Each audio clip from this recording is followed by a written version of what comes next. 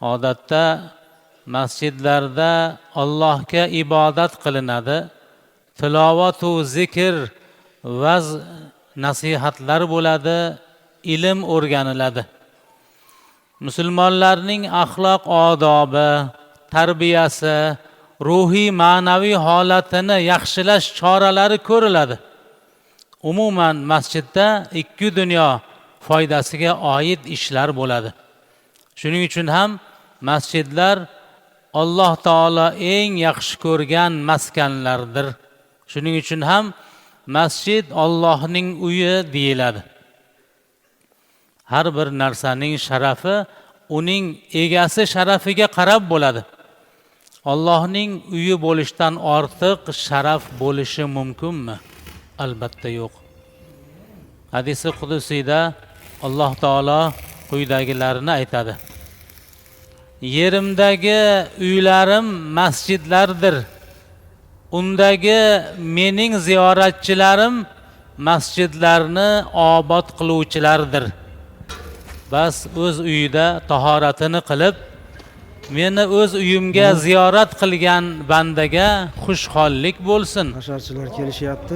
Ziyorat qilganning ziyorat qiluvchini ikrom etishi haqdir. Kim Allohning bayti ekan deb ibodatga, yaxshilikka kelsa, Allohning mehmoni bo'ladi. Qur'oni Karimda Alloh taolo quyidagicha xitob qiladi. A'udhu billahi minash shaytonir rojim.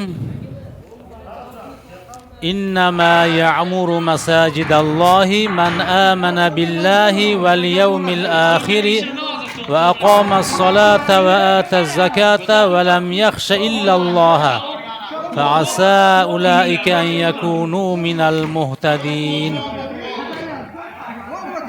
Albatta Allohning masjidlarini faqat Allohga va oxirat kuniga iymon keltirganlar, namozni to'kis ado etganlar, zakot berganlar va Allohdan boshqadan qo'rqmaganlargina obod qilurlar.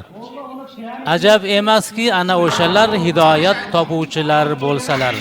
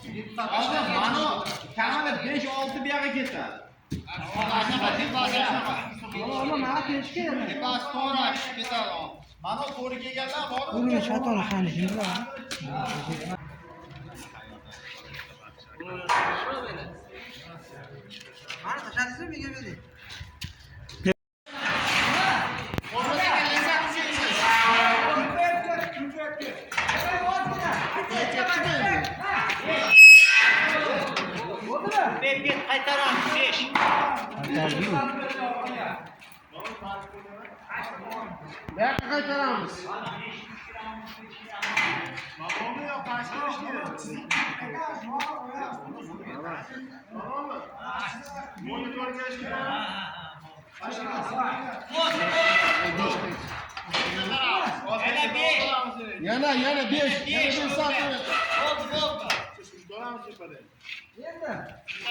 O'sha chiziqqa ermon qarang chiziqqa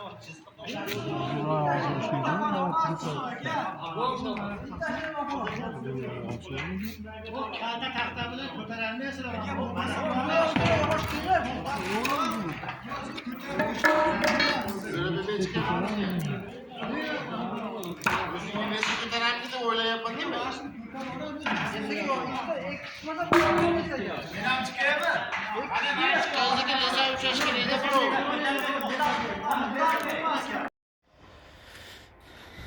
Assalomu alaykum muhtaram birodarlar.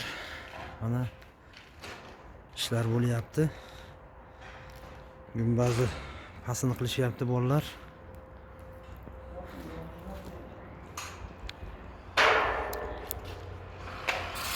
Shako topganimiz yo'q, xudo xolasa yaqin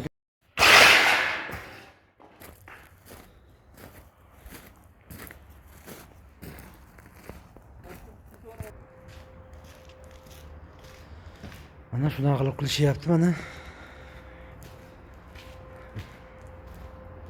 bular o'ynaylardi 10 shekillik.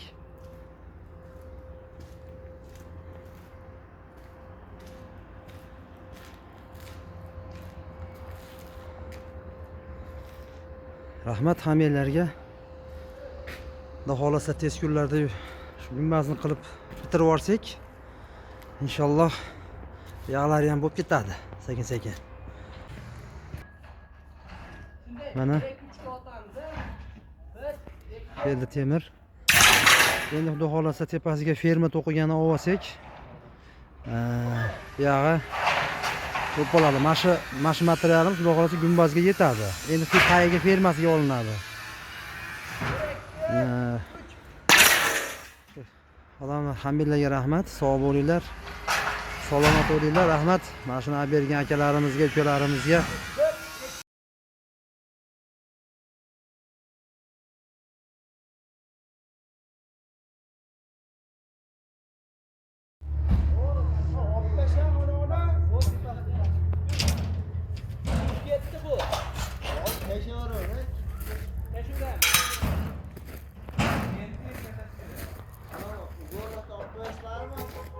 Olaverat,